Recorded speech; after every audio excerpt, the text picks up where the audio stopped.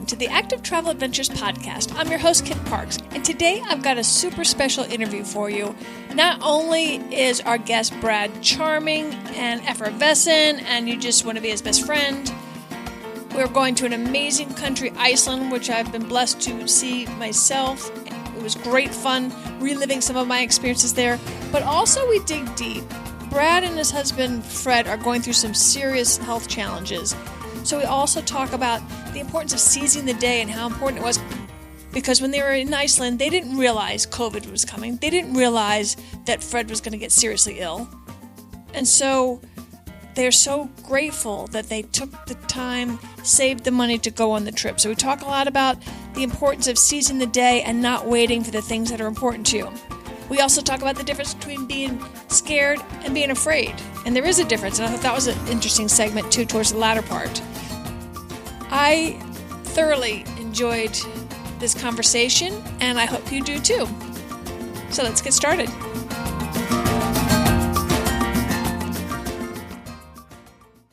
So we have with us Brad today, and so he and his husband Fred last year took Active Adventures Lundi adventure, and so we've got him on the program today to tell us a little bit about Iceland, what he saw there, what the good parts were, the bad parts were, and just to get an idea of that magical country, which I've also been blessed to visit, and it's almost hard to put into words.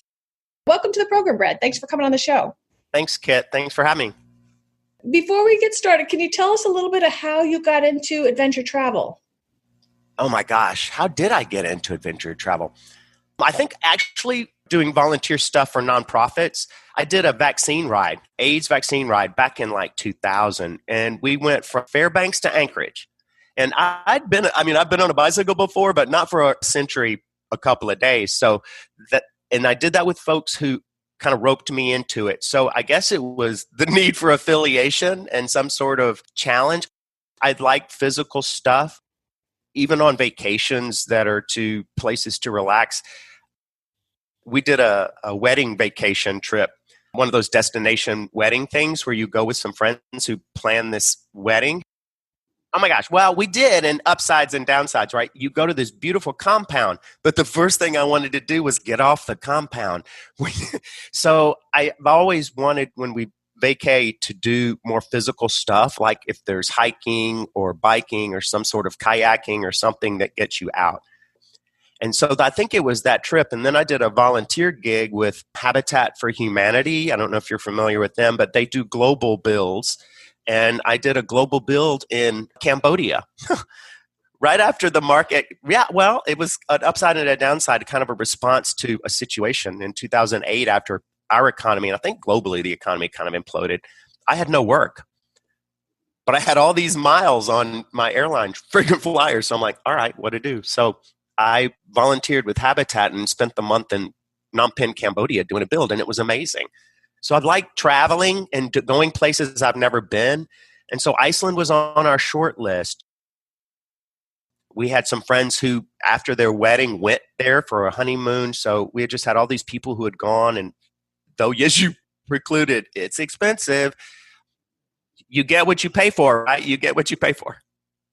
Yes. And islands just in general are expensive because they've got to import almost everything. And so you just got to suck it up whenever you go to an island, be it Hawaii or Iceland or whatever, because that's just the nature of the beast. But the one good thing is you do go with my affiliate Active Adventure, so it's pretty much all inclusive. So at least you knew what you were paying.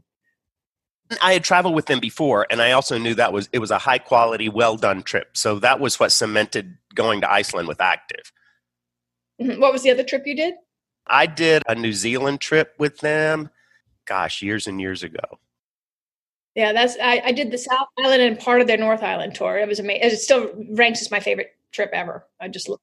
And I think it was Active. Don't they do a South American Chilean trip? Yes, and I did that with them. Yeah, we went to Torres del Paine.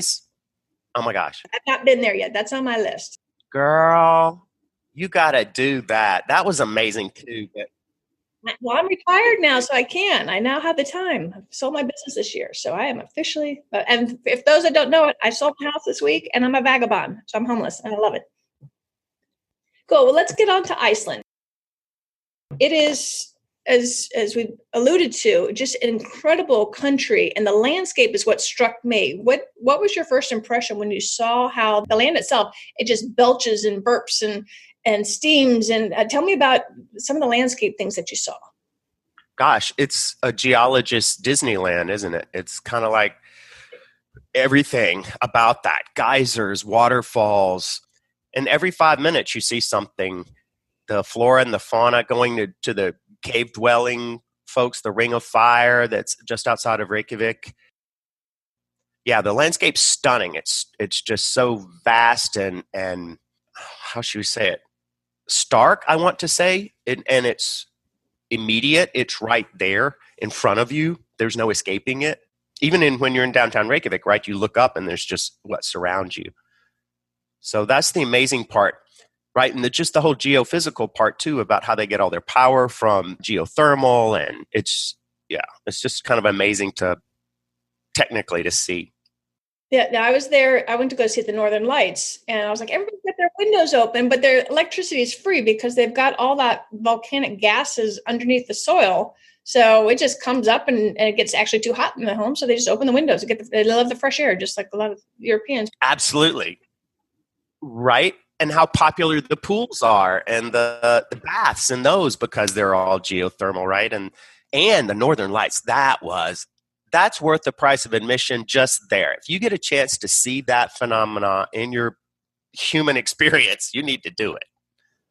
Yes, and it's a bit of a crapshoot too, because you don't know if you're going to be lucky enough to see them, because the weather's got to be the skies have got to be clear for the most part, and a lot of times the weather can be changeable. I was very blessed when I went; we did see them, but also one other thing too, to interject: when you go to Iceland, a lot of the airlines will let you do a quote unquote another vacation within a vacation. So my trip was technically to Berlin, but I had a week in Iceland in between, and that was not an extra ticket.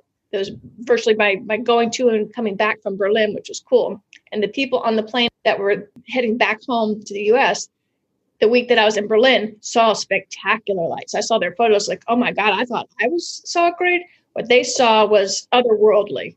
I posted 2 pics in the Dropbox of just that. And ours was so blessed too, Kit. We're asleep, right? We're on our bus to see beautiful things. And they told us when we checked in at this hotel, we'd been to a beautiful bath that afternoon, very community oriented, right? So it's a smaller town and just the nature around you. And we'd seen waterfalls and geysers, we would say here in the U.S. all day, right?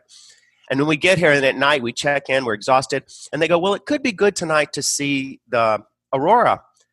And can we leave a wake-up call for you? And we're like, are you kidding me? I'm going to get a wake-up call to see the aurora. How much more blessed can you be to go down and go to sleep, see these wonderful things, and then get a wake-up call? The aurora is out. You may go see it now. And that's exactly how it unfolded for us. So it was charmed almost.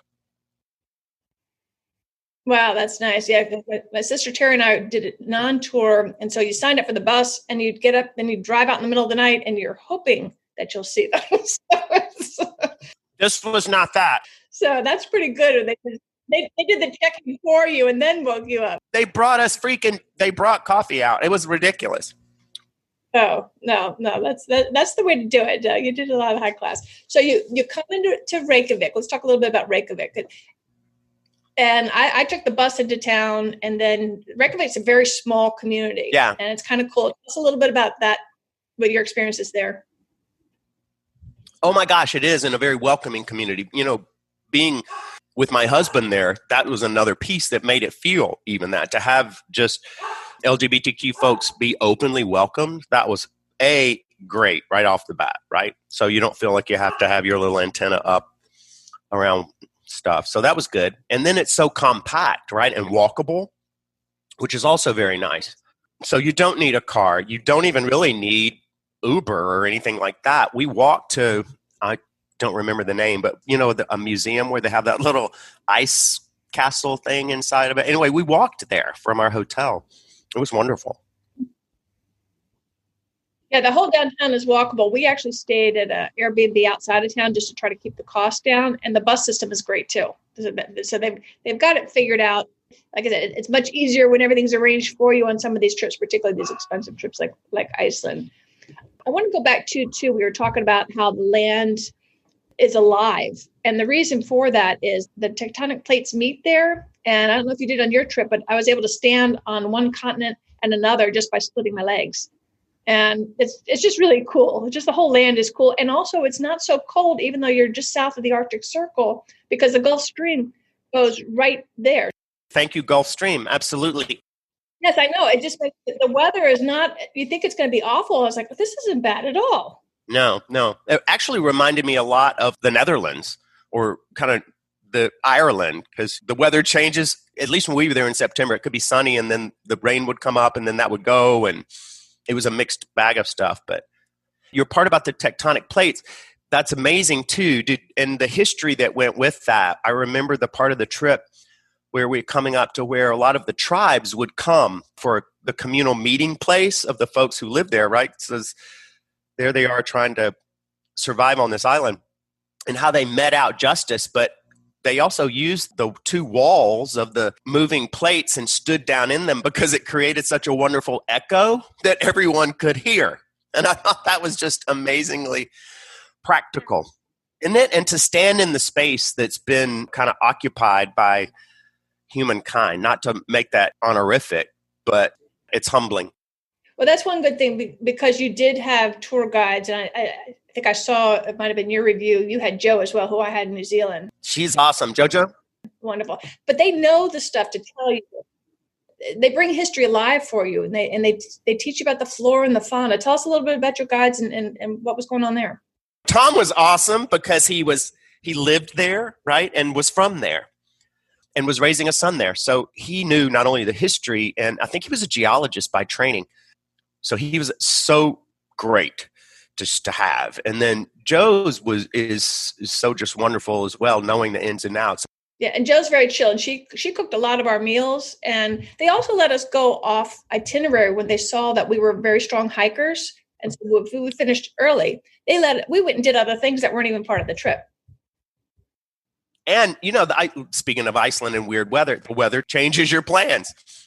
Because there was once we were supposed to take a 30, 45-minute ferry ride, but because of the weather, that was not possible. So it became a 2.5-hour ferry ride back to where we started. So we basically had to retrace our route. And that's helpful, having people on the ground that know what your options are when plans go awry. Yeah, when I was there, again, I was there in winter, and I was just in Reykjavik. They had a whiteout condition. So somebody that we met, he's like, I don't even know how I made it back, because he couldn't see. So tell us about some of the things that you did while you were there. Well, I'm thinking about the ferry ride over to the Westman Islands, these tiny islands off the coast in the far eastern part. And I think that, if I'm right, they called them Westman Islands because the Westmen, the people who came from, which was, I think, in Nordic terms, the UK. So these were the people who, when they sailed to Iceland, landed on these islands, and they were originally from the UK, so they were called the Westmen. But it's a little fishing village. But there's a volcano on it, and what was so cool was to go to the crest of the volcano, and you could see how the volcano when it erupted in, I think, 1960s, the people had to evacuate. The U.S. Navy helped. Yeah, there was all this, but that was one of the coolest things that we did, taking the ferry over to there, staying on the Westman Islands in a cool little hotel, and that's another thing that you said. I always call the active trips, it's like luxury, but not extravagance at any means. You just have what you need when you need it. And so the restaurants there, we had a wonderful meal. It was delightful. So that was a great trip. I remember that. And even just like the cave dwellings. So for some of the people who, when they lived there, they built their shelter into the walls of these caves, cliffs. And that was fascinating just to see how they live and went in it. And the time that the people who had recreated it, because that was like at the turn of the century, if I recall, in early 1900s, they were so painstakingly well done to preserve it. So that was a cool thing. But even on the fun side, it was fun. Like, we went to Reykjavik on the front end for 2 nights and then a night on the back end.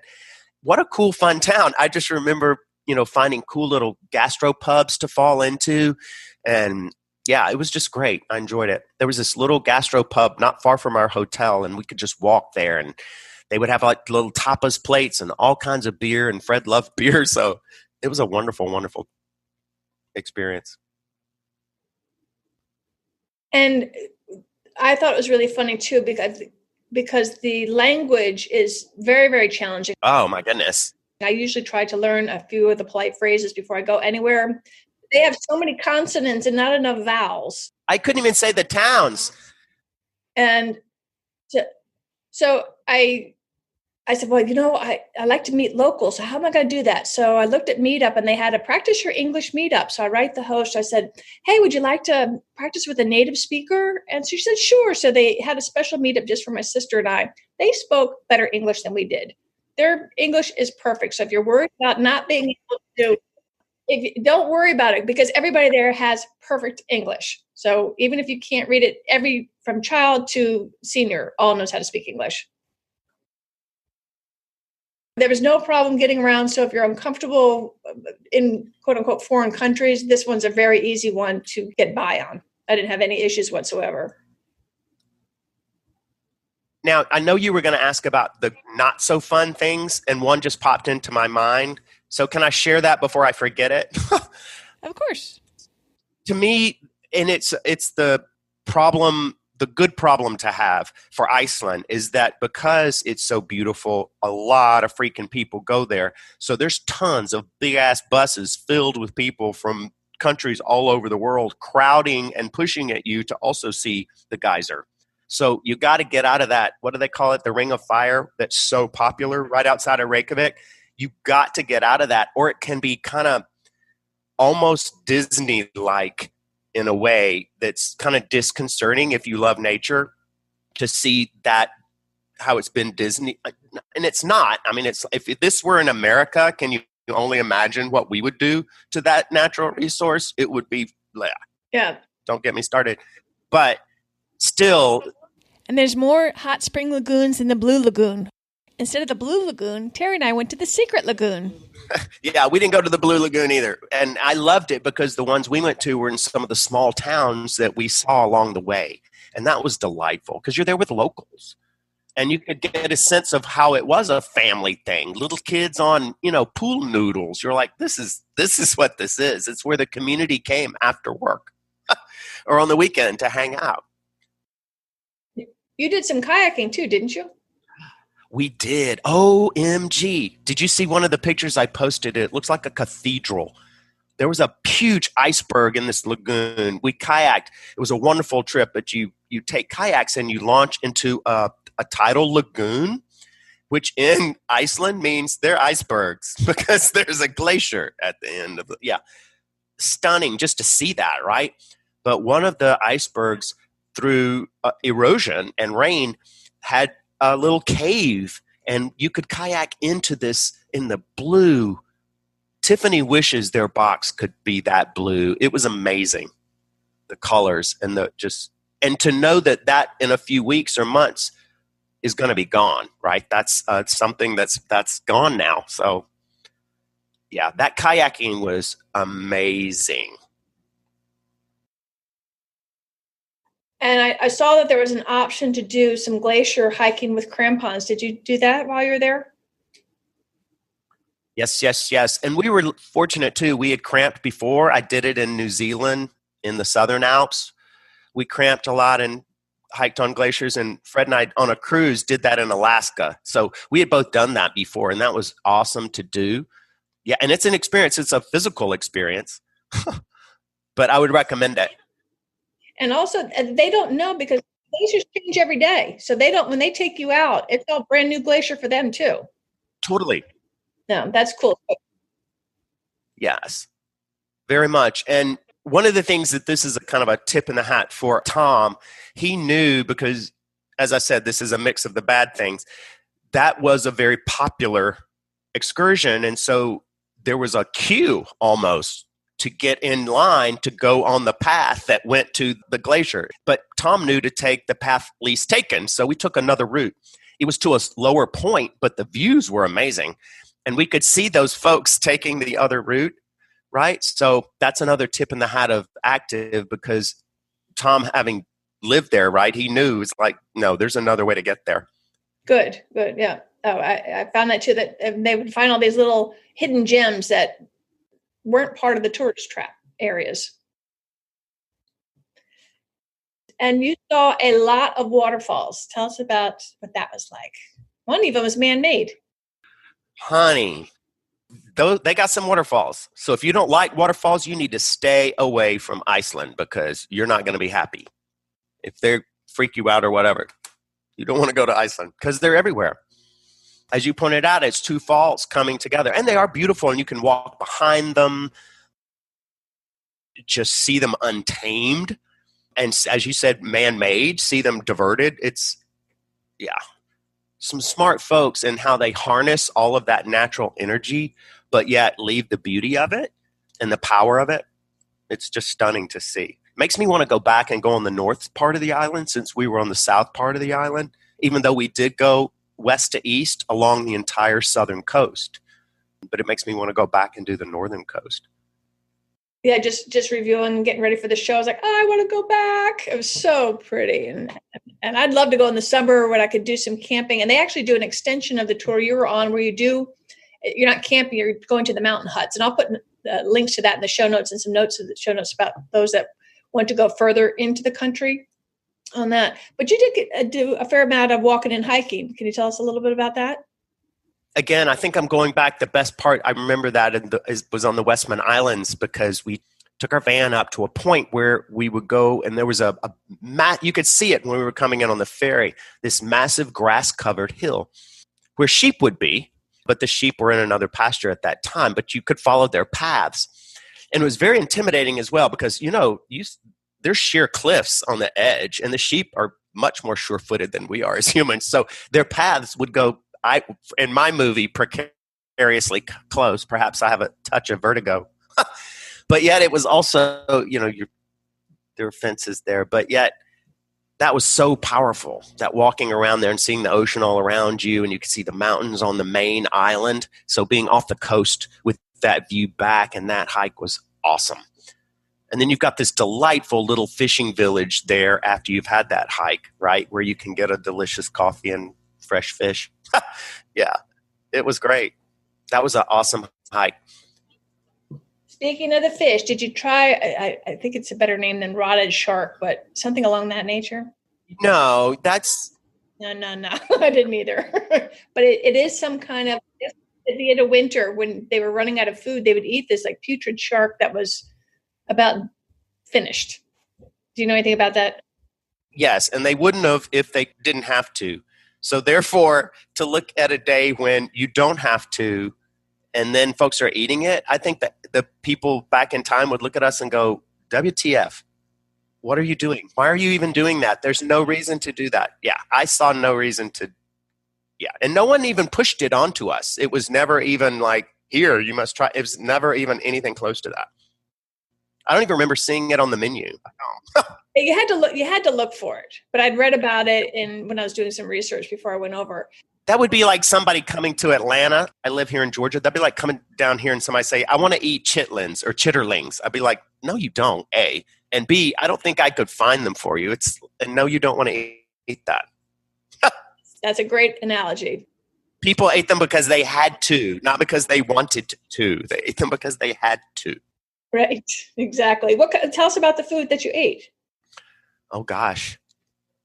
Well, lamb was very popular, right? Because there's sheep everywhere, and it's delicious. And so that was pretty consistent, and it delicious every time. Beef, I think as an American, sometimes we think beef is like, but that was a little less so. But again, in a typical active trip, like I said, the accommodations were wonderful. The meals that we had were wonderful, even when they were self-generated. Like you said, Joe would go to the grocery store and come back, and we'd have cheese and some sort of deli meat and fruit and bread, and we would nosh. It was delightful.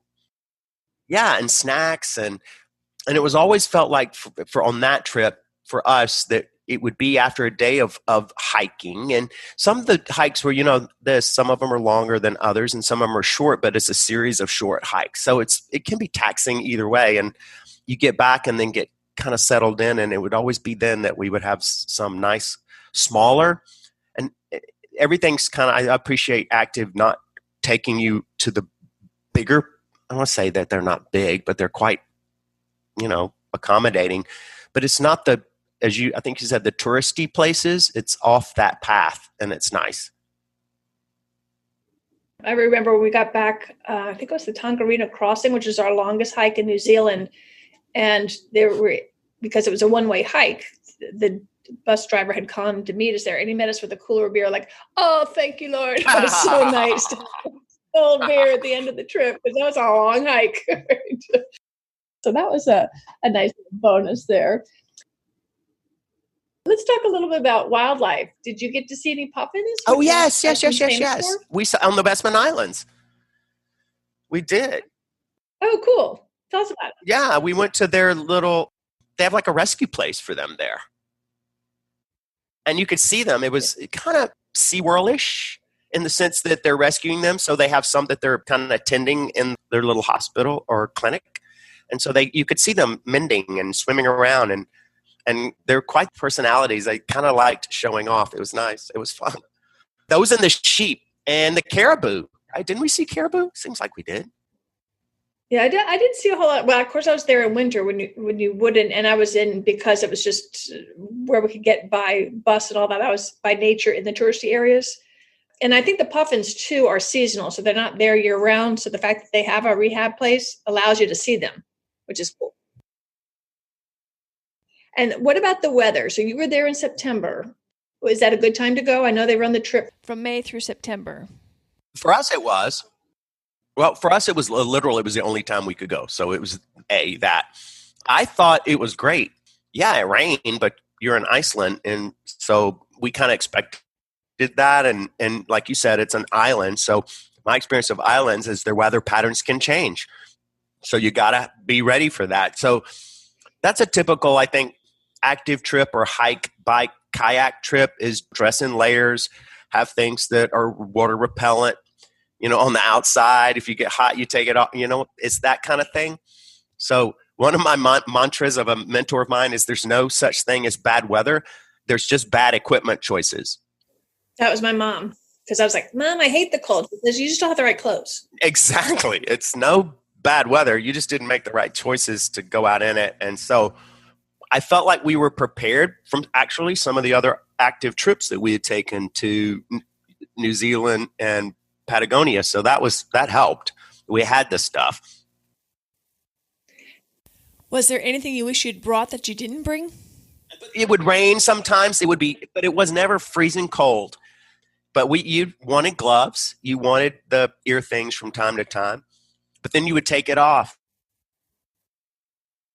And then on a scale of 1 to 5, how difficult were the actual activities that you did?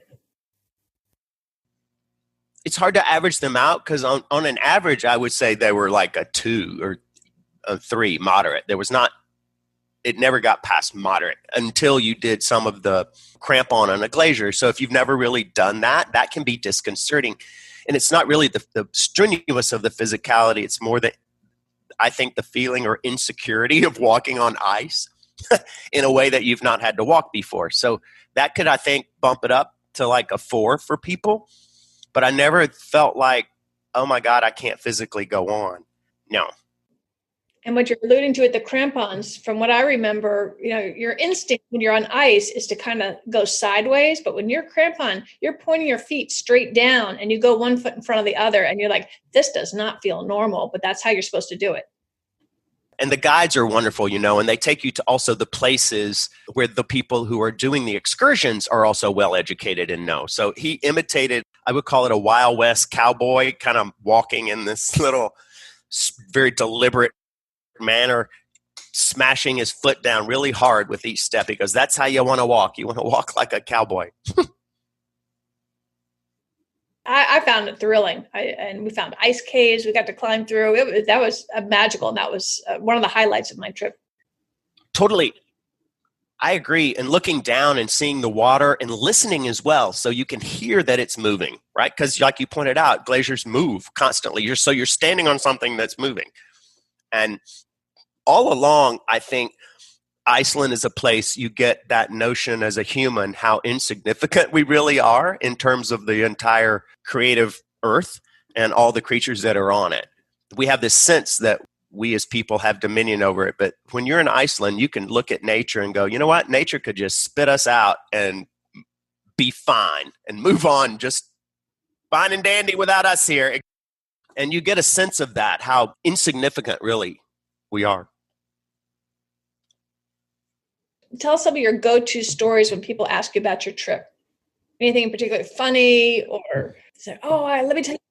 No, mine is more personal and poignant. It's simply that given where Fred and I are right now, that makes that trip so sweet for us. So that's just what that is. Given the health situation that we're in and that challenge that we're experiencing, I am so glad and feel so blessed and grateful that we did it. We did the trip. We paid for it. We saved our money and we did that, right? I put a little bit in that cookie jar for a long time to get the trip paid for. But anyway, that we made the commitment to do it, because at that point in our lives, pre-COVID and all, it would have been easy to bail on it from our standpoint. You buy the insurance in case they do need to pull the plug on the trip. And none of that happened. So my story about that trip is more personal and reflective given our current state, if that made sense.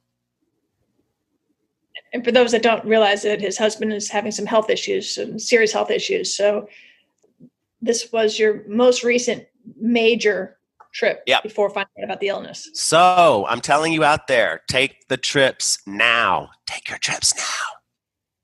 Don't wait.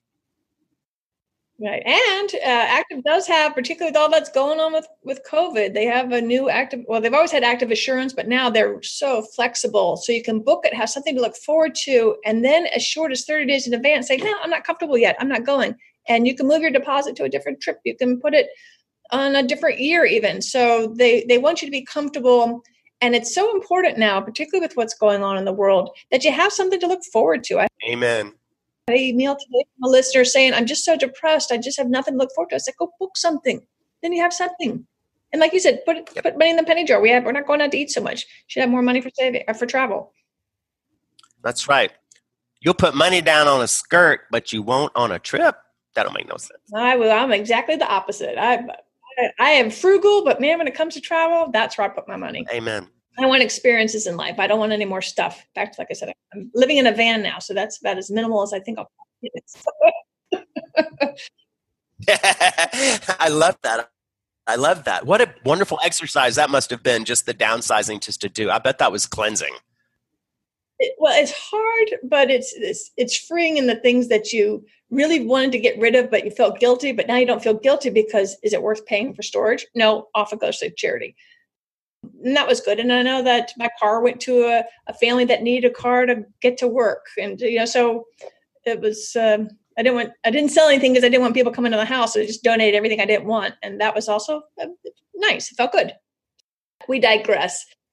What advice would you give to anybody considering this trip? As far as we talked about, just go pick any trip, but in particular, if they're on the fence of should I go to Iceland or not, what advice would you give them?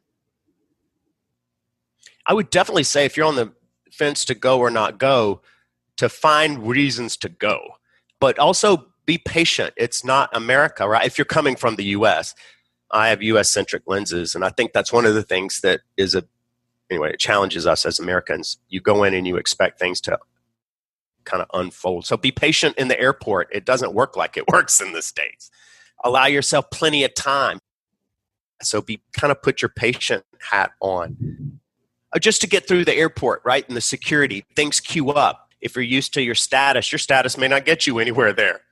Things are just differently set up. So allow yourself time there. Don't go for 3 days.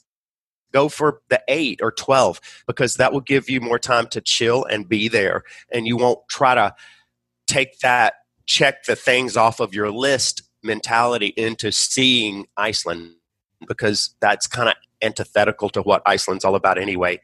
So that would be some of my advice. Allow yourself plenty of time to be there. Relax while you're there. It does have a different sort of timetable. I'm not saying it's more fluid in time, yet it is an island and things sometimes happen differently. I feel like I'm droning on a little bit about that. But I would just say if you're on the fence, go. Get out of the ring of fire. Go see the rest of the island. Do the local baths and don't do the touristy things. Get off that tourist bus. Definitely. Now, you've been to Patagonia, you've been to New Zealand. Those are like bucket list places. How does Iceland compare to some of your major adventures? One other adventure that for us was great was, and I don't think it was active, but anyway, I did a tour of Slovenia, the only country with love in its name. That's on my list. My girlfriend Sherry loves Slovenia. And we did it pre-Melania, so she was a nobody. That was delightful. That was really delightful to see all the kind of fun physical things you can do, because it was a lot of cycling and stuff in addition to the hiking, but then there's history and amazing stuff. So for me, that's hard because Iceland was awesome, but, Slovenia was amazing. And then Patagonia is like, are you kidding me? Are you kidding? And then New Zealand, OMG, the South Island. It makes me want to go do in the North Island. I want to do the Rotorua, the Northern Island tour. Go to the North Island and get Joe. We went rogue one day. Like I said, we were fast hikers, so we finished up our hike midday. She said, you guys want to go over a waterfall? We rafted through this stunningly beautiful forest over a 21-foot waterfall, the highest commercially navigable waterfall in the world. It was amazing. You can't get hurt because you go into this big pool, but that was so cool. And then later, you want to jump off a cliff? And we're like, oh, okay. Off we jump off this big cliff. And, they just knew the fun things to do that were off the itinerary because we had the time. We did that New Zealand trip. It had to be, Kit, 12 years ago. I am still in touch with 3 people from that trip. Oh, same here. And, oh my gosh, we laugh. We laugh about how with active, what would the box you would check and sign in the disclosure? You are actively seeking danger. Because you're about to jump off a cliff or you're about to go off a waterfall. You are actively seeking danger. Yeah, but I never felt scared. Maybe a little twitchy right before the fall. I felt fear, but I never felt afraid. Okay, clarify that. Fear is like being concerned. Oh my God, this is kind of scary. Like I said, I don't like heights. So there's times you're up and on a place. I mean, they don't ever push you to go something or do something you don't want to do. But I felt fear, but I never felt I was in a situation that was unsafe. They put me in a place that was unsafe, or there was not, my security was at risk. I never felt that. But I felt fear, right? I'm about to hang glide or jump on we did in the ski fields in Patagonia, but we were there in summer. We did zip lining in the ski fields in Patagonia up in Chile, but it was foggy. So you did a zip line into the fog, not seeing where you were going or where you would be landing. That felt fearful, but what is it? Feel the fear and do it anyway. But I never felt like I wasn't in a safe place or my security was in jeopardy. It's more like in your head that it's an irrational fear, that you're actually, the odds of you getting hurt or dying are pretty slim. Yeah, totally. But for example, in Torres del Paine, again in Patagonia, you are hiking along a boulder field, right? In an area that's prone to what? Oh yeah, earthquakes. So you look up and you see what? Boulders in this boulder field. Now, is that fearful? Yes, that's fearful, because randomly in geology, an earthquake or a rumble could happen. So you could look up and this boulder could start to move. Now, did that happen? No. Do you hear what I'm saying? You're in situations where, even on Iceland, those are called active volcanoes, right? Even in Hawaii, there are things that's like, this blowhole is not a water park, people. It's not a water park. This is not flags. This is nature. That was like Milford Sound, one of the most popular places to go in New Zealand. Oh my God. If you happen to be there in the day it decides it's going to happen today, that's just your day. But are you fearful to go there? No. No. But you're aware that you could be there on the day that life changes for New Zealand. Actively seeking danger. But outside of, we were talking, all right, so on the Wahariwara or whatever it is, that bike path in the North Island, when I went in that hairpin turn, I was very twitchy there. And then jumping over that cliff and the waterfall, they were a little twitchy. I felt that I was not going to get hurt. I just felt fear. Right. Sure you did. And I like when I push myself through that fear. I feel good about myself that I challenge myself. A lion's roar to one is a mouse's squeak to the other. So that's what's always nice about that. What feels challenging is different. Yeah. Any final thoughts before we go? No, I just appreciate your patience in allowing me to be me. Oh, yeah. No, we're delighted. And I hope this is helpful in some way. Yes. Well, it's made me just think back on all my adventure. That's a great thing in this time when so many of us are cooped up, to be able to look back on all the fun adventures we have and have something to look forward to. This is going to be, it might be different when we emerge from all this, but the world will still turn. The puffins are still going to be in Iceland, and we'll get out there and go have some fun. And I encourage everybody, just go plan something, whatever it is, just something so you have something to look forward to. I agree, 200%. Thanks, Kit. Thank you so much, Brad, for coming on the show, and hugs to Fred for us, okay? Got it. Bye-bye. All right. Talk to you soon. Thanks. Usually at the end of each program, I ask you to please do something for me, whether it's to subscribe to the program, sign up for the newsletter, tell a friend, those kinds of things. But today I have a special request. I want you to do something for you. I don't care what it is. Whatever is on your bucket list dream trip, I want you to plan it. I want you to book it. But of course, check with their policies, change policies, because we don't know when the world is going to open back up for us again. But it's time to start dreaming again and planning. A vaccine is around the corner as of this week. They think that even they'll have something that's 90% effective by the end of the year. I mean, that's huge. But even if they don't have anything for another year or so, it is so important for your mental health to have something to look forward to. The emails that I'm getting, I'm all depressed and all that. Pull yourself up, find something that you want to do, someplace that you want to go, and book it. And while you're at it, go look through your old photos, relive some of your old memories. That's one of the beauties of travel, is that we get 3 times the benefit. We get the joy and the anticipation of the trip ahead of time. We get to actually enjoy the trip. And then for the rest of our lives, we get to enjoy that trip once more in our memories and the retelling of stories. So do something for your own mental health and go book an exciting adventure today. And then please email me at kit@activetraveladventures.com and tell me what you booked. I want to hear from you. Thanks. I sure appreciate you listening. Until next time, this is Kit Parks. Stay safe and adventure on.